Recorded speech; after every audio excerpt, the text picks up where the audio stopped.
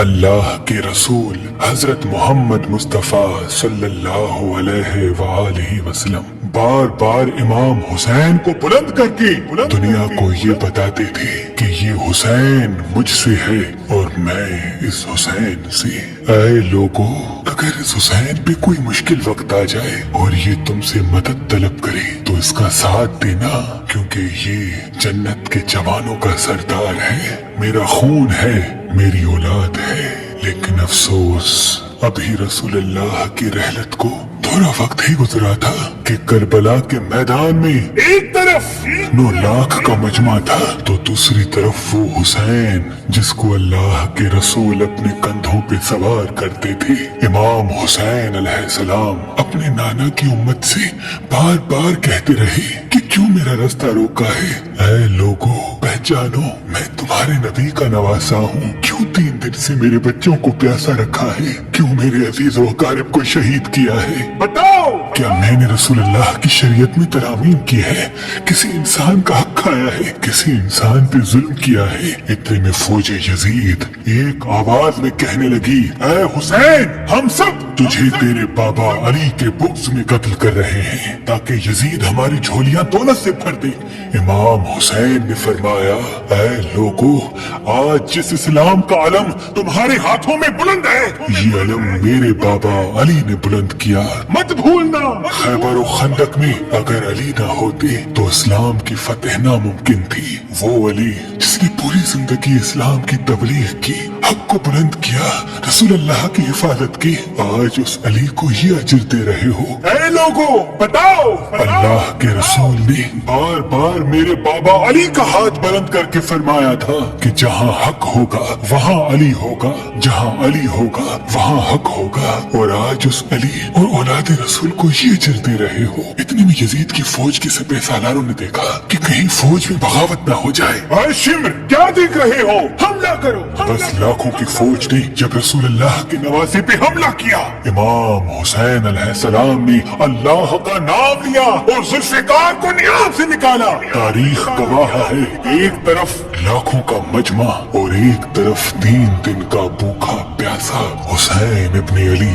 زمین پہ اس طرح کی جنگ پہلے کبھی نہیں دیکھی تھی کہ ایک تنہا انسان لاکھوں کے مجمع کو اس طرح سے فنار کر رہا ہے کہ فوجی اشکیا واپس پلٹ کے بھاگنے لگی۔ امام حسین فوجی یزید سے مخاطب ہو کے فرماتے ہیں، آؤ، 3 دن کے بھوکے کی جنگ دیکھو، 3 دن کے پیاسے کی جنگ دیکھو، رسول کے اس نواسے کی جنگ دیکھو، اس کی جنگ دیکھو جس کا جوان بھائی مارا گیا، جس کے جوان بیٹے کو نظروں کے سامنے قتل کیا گیا، جس نے اپنے ہی ہاتھوں سے اپنے بچے کی قبر بنائی۔ امام حسین شیر کی طرح فوجی یزید سے لڑ رہے ہیں۔ اتنے میں آواز غائب آتی ہے، حسین، تیرا اللہ تجھ سے راضی ہوا۔ بس اس صدا کا سننا تھا۔ امام حسین علیہ السلام نے اپنی ذوالفقار کو تھام لیا۔ اتنی میں عمر بن سعد کہتا ہے، شمر، کیا دیکھ رہے ہو؟ یہ علی کا شیر ہے، اس کو مات دینا ناممکن ہے، جاؤ خیموں کو آگ لگا دو۔ بس کچھ ظالموں نے بیویوں کے خیموں کو آگ لگا دی اور کچھ امام حسین کو دور سے تیر مارنے لگے۔ امام حسین کبھی بیویوں کے خیموں کی طرف بڑھتے ہیں، کبھی فوج کی طرف جاتے ہیں۔ عمر بن سعد اور شمر نے فوج کو 4 حصوں میں تقسیم کر دیا اور یہ کہا کہ کوئی بھی حسین کے قریب نہ جائے، جس کے پاس جو چیز ہے وہ دور سے حسین کو مارے۔ جس کے پاس نیزہ تھا اس نے نیزہ مارا، جس کے پاس تیر تھے وہ تیر مارتا رہا، جس کے پاس برچیاں تھی وہ برچیاں مارنے لگا۔ تاریخ نے لکھا جس کے پاس مارنے کے لیے کچھ نہ تھا وہ کربلا کی گرم زمین سے مٹی اٹھا کے امام حسین کی طرف بیٹھتا رہا۔ امام حسین کے جسم مبارک پہ ہزاروں زخم لگتے رہے۔ آپ کے جسم مبارک پر اتنے تیر تھے کہ آپ کا جسم مبارک نظر تک نہیں آ رہا تھا۔ بس جیسے ہی نواسا رسول گھوڑے کی سین سے زمین پہ آتے ہیں، فوجی یزید جھومنا شروع کر دیتی ہے، لیکن اتنے میں وہ گھوڑا جس پہ آپ سواری کیا کرتے تھے وہ امام حسین کے چاروں طرف گھومنا شروع کر دیتا ہے تاکہ ان تیروں سے میں اپنے آقا حسین کو بچا لوں۔ وہ گھوڑا دوڑ ہی رہا تھا۔ اتنے میں عمر بن سعد نے کہا، اے لوگو، رکو، میں نے اپنی آنکھوں سے دیکھا تھا اس گھوڑے پہ اللہ کے رسول سواری کرتے تھے، کہیں تیر اس گھوڑے کو نہ لگے، اور یوں تیروں کو چلانا بند کیا گیا۔ افسوس ہے ان لوگوں کو اس گھوڑے کا تو احترام معلوم تھا جس پہ رسول اللہ سواری کیا کرتے تھے، لیکن اس حسین کا احترام بھول چکے جن کو اپنے کندھوں پہ سوار کر کے امت کو دکھایا کرتی تھی۔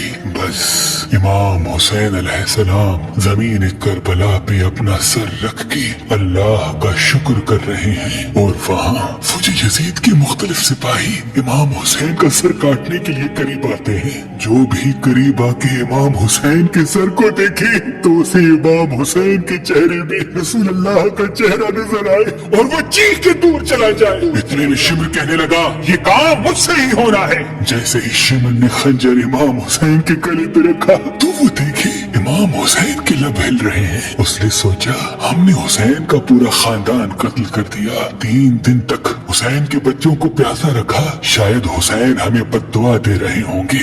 سننے کے لیے کان قریب کرے تو کیا سنے، امام حسین علیہ السلام اللہ کی دربار میں اللہ کی نعمتوں کا شکر کر رہے ہیں کہ اے اللہ تیرا شکر ہے کہ اس عظیم امتحان کے لیے تو نے اس حسین کو چنا۔ اتنے میں امام حسین نے آنکھیں کھولی اور شمر سے کہا اے شمر کیا تو نہیں جانتا میں رسول اللہ کا نواسا ہوں، جنت کا سردار ہوں، حق پہ ہوں، بے جرم ہوں۔ شمر نے کہا ہاں مجھے معلوم ہے۔ پھر آپ نے فرمایا تو کیوں قتل کر رہے ہو؟ شمر نے کہا تاکہ یزید میری جھولی دنیاوی دولت سے بھر دے۔ بس یہ کہتے کہتے شمر امام حسین کا گلا کاٹتا رہا اور فوج یزید مسلسل جھومتی رہی۔ امام حسین کے سر قلم ہونے کے بعد سادات کو لوٹا گیا۔ امام حسین کے سر مبارک کو لوگ سنا پہ بلند کر دیا۔ بی بی سکینہ کو تماچے مارنے لگے۔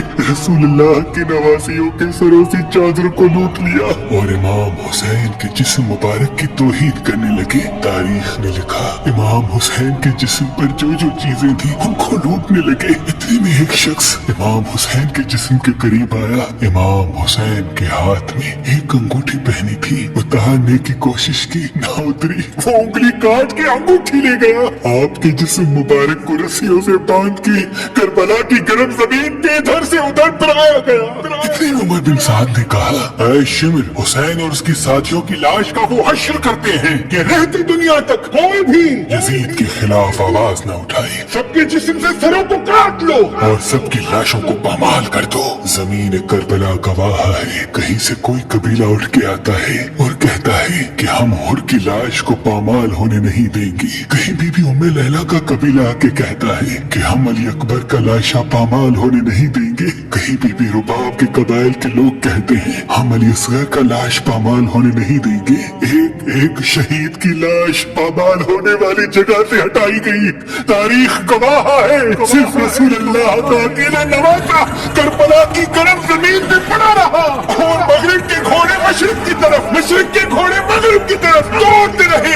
امام حسین کا جسم پامال ہوتا رہا۔ امام جعفر صادق علیہ السلام فرماتے ہیں میرا سلام ہو میرے اس غریب دادا پر جس کی لاش کو اس طرح سے پامال کیا گیا کہ ان کی دائیں پسلیاں بائیں پسلیوں کی طرف چلی گئی اور بائیں پسلیاں دائیں پسلیوں کی طرف چلی گئی، جن کا سینہ اور پشت ایک ساتھ ہو گیا۔ سلام ہو میرے اس بے وطن دادا حسین پر جن کے جسم مبارک کے ٹکڑوں کو زمین کربلا پہ بکھیرا گیا۔ سلام ہو، سلام ہو، سلام ہو۔